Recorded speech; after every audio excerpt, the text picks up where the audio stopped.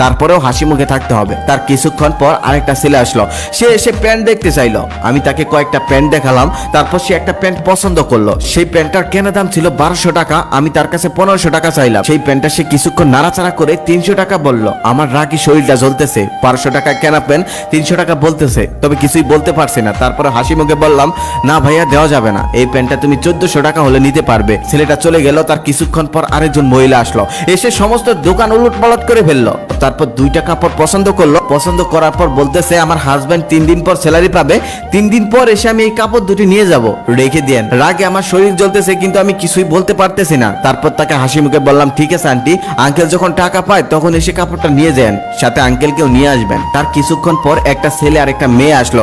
দেখেই মনে হচ্ছিল তারা গার্লফ্রেন্ড বয়ফ্রেন্ড। এসে অনেক ভাব দেখাচ্ছিল। এক কর্মচারীকে বলল, তোদের দোকানের সব থেকে ভালো কাপড় চোপড় গুলো আমাকে দেখা। তারপর সে অনেকগুলো কাপড় চোপড় দেখালো।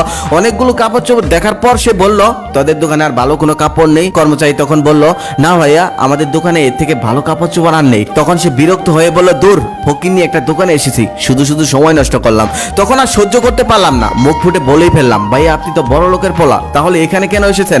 আপনি তো যাবেন যমুনা ফিউচার পার্ক কিংবা বসুন্ধরা সিটিতে, এখানে এসে কেন সময় নষ্ট করছিলেন? তখন আমাদের দুজনের মধ্যে কথা কাটাকাটি হচ্ছিল। ঠিক সেই সময় আমাদের এক কর্মচারী তার কাছে মাপ চেয়ে বলল, ভাইয়া প্লিজ আপনি চলে যান। তারপর ছেলেটা চলে গেল। তারপর কর্মচারী আমাকে এসে বলল, ভাইয়া এমনটা করা যাবে না, আমরা দোকানদার, আপনি তো প্রথমে এসেছেন তাই জানেন না, প্রতিদিন কত রকমের কাস্টমার আসে, কত মানুষ কত কথা বলে, সেগুলো আমাদের সহ্য করতে হয়, হজম করে নিতে হয়, শুনেও না শোনার ভান করতে হয়, কিছু করার নেই, আমরা দোকানদার। ওই যে কথায় আছে না, খদ্দের লক্ষ্মী দোকানদার পেঁচা। তারপর সারাদিন দোকান করে আমি একটা হিসাব করে দেখলাম, সমস্ত খরচ বাদ দিয়ে আমি মাত্র ইনকাম করেছি মাত্র 800 টাকা। এভাবেই 3 দিন দোকান করলাম। 3 দিন দোকান করার পর হিসাব করে দেখলাম 3 দিনের সমস্ত খরচ বাদ দিয়ে আমি মাত্র ইনকাম করেছি 5000 টাকারও কম। আবার এই 3 দিনে আমি যে কষ্টটা করেছি, আমার জীবনে আমি এত কষ্ট করিনি, এত মানুষের কথা শুনিনি, কখনোই এত মানুষ আমাকে অবহেলা করতে পারেনি। তারপর সে রাতে আমি ঘরে শুয়ে শুয়ে মোবাইল টিপছিলাম। ঠিক সেই সময় বাবা আমার পাশে এসে বলল, এই নিয়ে তোর 10,000 টাকা। আমি তখন বাবাকে বললাম, বাবা কিসের টাকা? তখন বাবা আমাকে বলল, কেন,